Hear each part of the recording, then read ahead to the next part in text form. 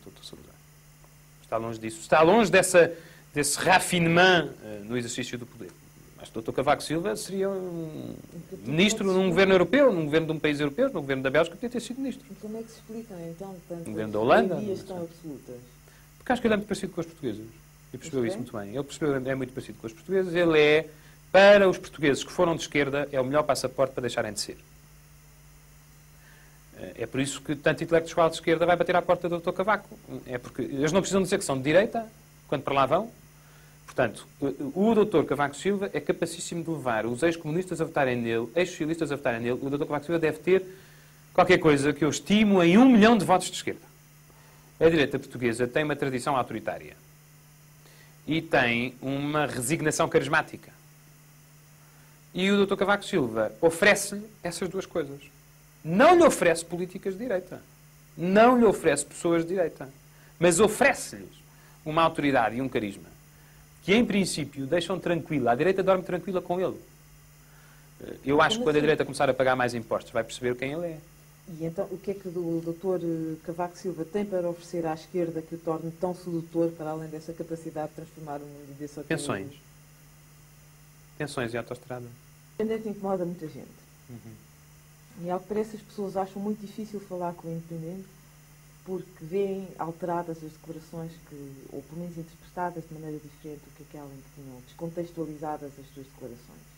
Isso é real? Isso são duas perguntas diferentes. Em relação ao independente incomodar muita gente, o independente é lido por muito mais gente do que aquela que incomoda.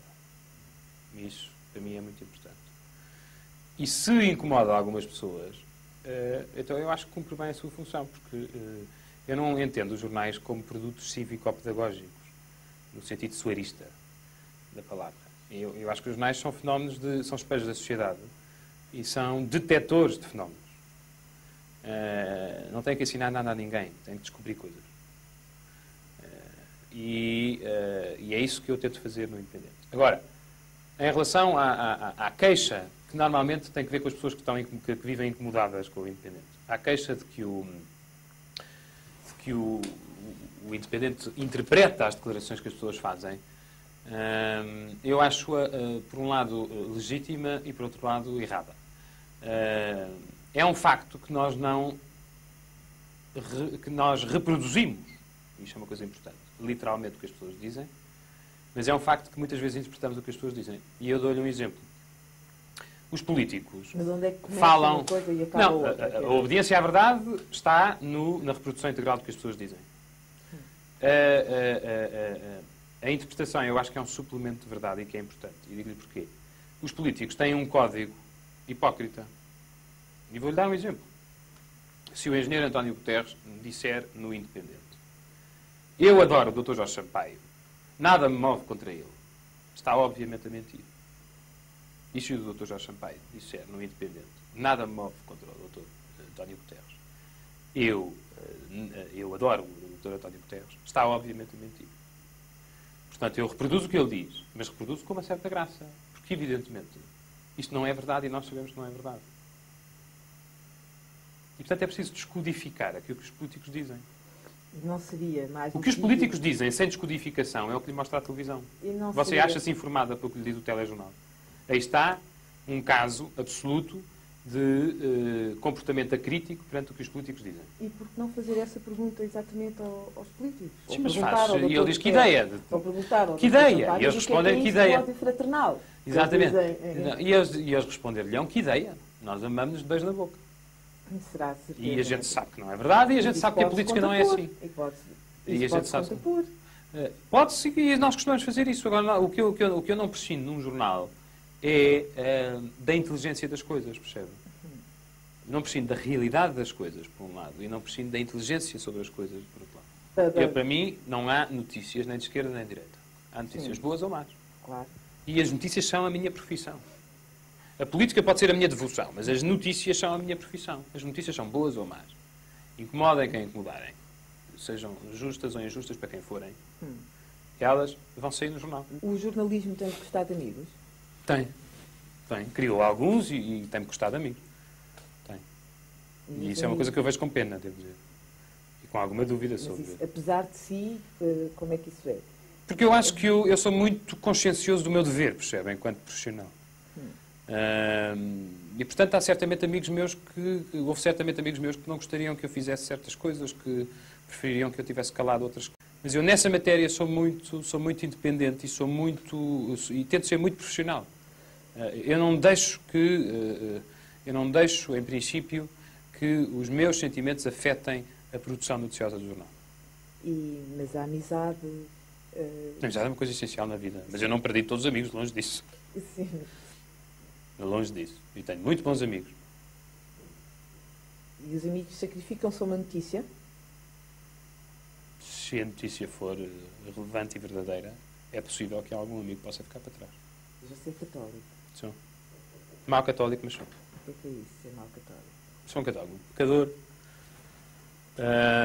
Sou um católico pouco regular. O que é isso?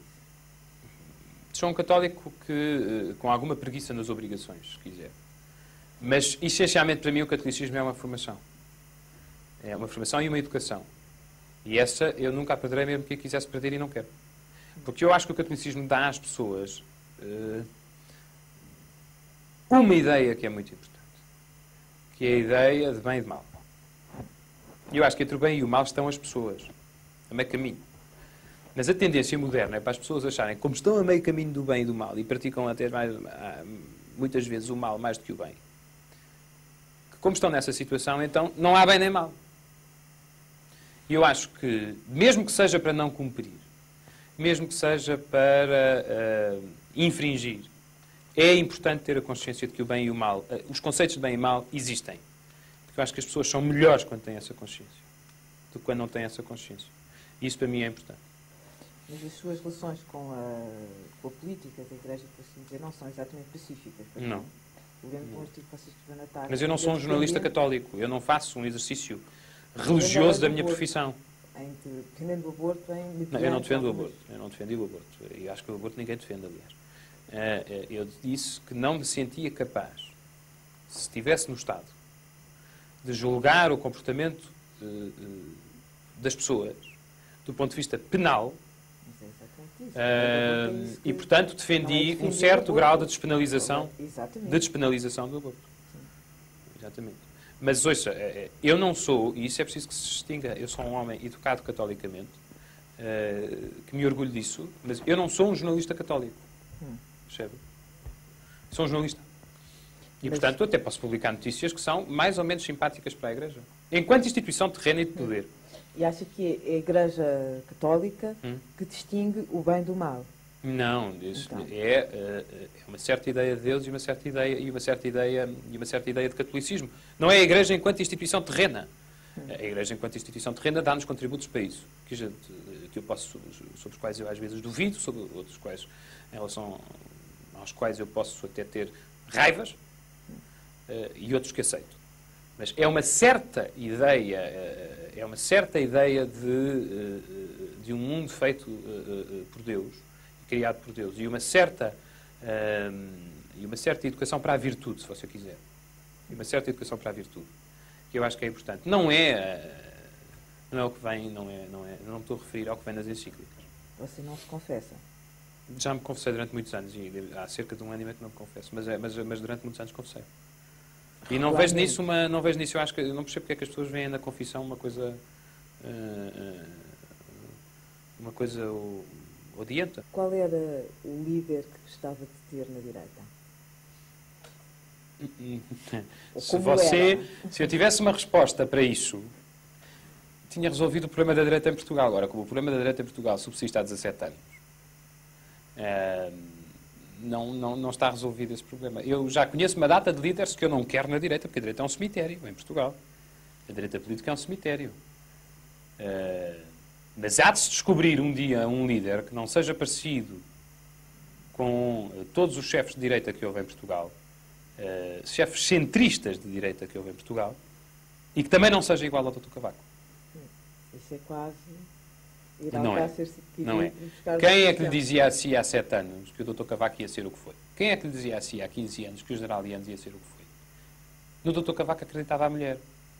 E ainda com a maioria de razão, no General Lianos acreditava a mulher. E foram quem foram. Essas coisas aparecem e não é preciso ser forçadas. O que é preciso é não perder as convicções. É preciso nunca ceder nesse ponto. Eu não me rendo ao Dr. Cavaco. Lá para ele ter 51%. Eu não faço o que fez o Dr. Lucas Pires. Não faço. Recuso-me. Eu não penso como ele, não sou como ele, nem quero ser como ele, nem quero pensar como ele. E estou-me nas tintas para as benesses que ele me pode dar.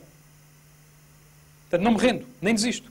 Eu acho que o Dr. Lucas Pires, por exemplo, há uma frase de um grande político inglês que o define. E é quando o país esperava, quando a Inglaterra, do país esperava que ele crescesse, engordou.